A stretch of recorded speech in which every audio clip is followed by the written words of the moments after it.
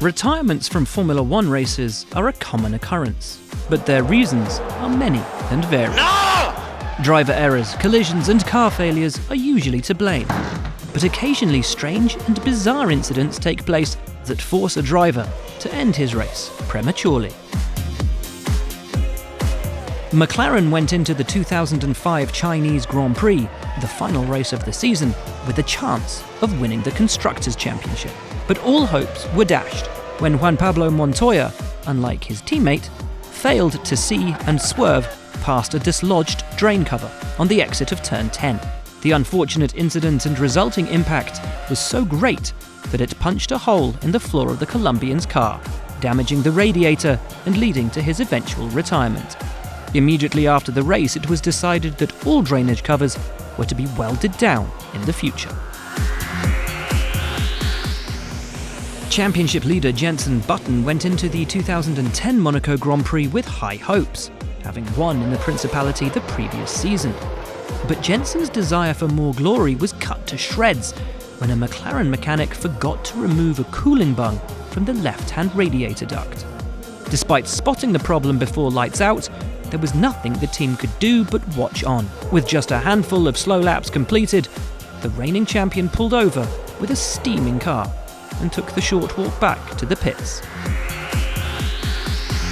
Mark Webber literally found himself in the hot seat during the 2004 Japanese Grand Prix at Suzuka.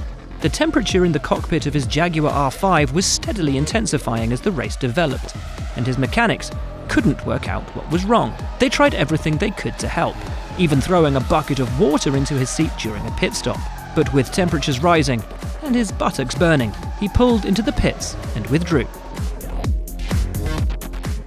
This trip into the gravel by Sauber's Johnny Herbert at Monza in 1998 doesn't look too strange on first glance. But a forgetful Sauber mechanic had accidentally left a spanner in Herbert's cockpit before the start of the race. By lap 13, the tool had worked its way down to the footwell of the car, and as the British driver attempted to brake for the second Lesmo, his pedals were locked in position. Losing control of the car, Herbert's race ended in a plume of dust. Christian ALBERS blamed in-cockpit distractions for this crash on lap 10 of the 2007 Australian Grand Prix. The Dutch driver said the cable for his radio had come loose from his earplug and had become trapped in his seatbelt. As he looked down to try and free it, he missed his braking point by 30 metres and flew straight off the road in his spiker. After qualifying on the back row, it wasn't the ideal start to a season.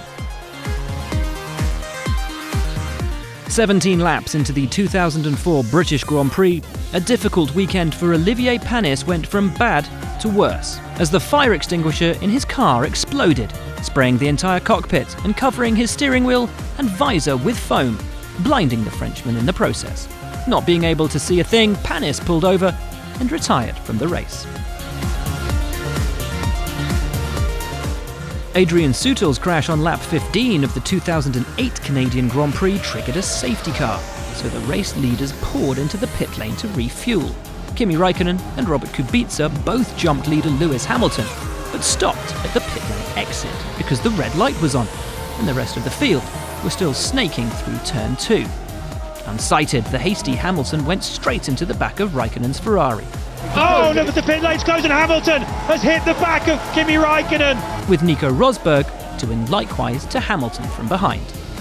Hamilton and Raikkonen both retired on the spot.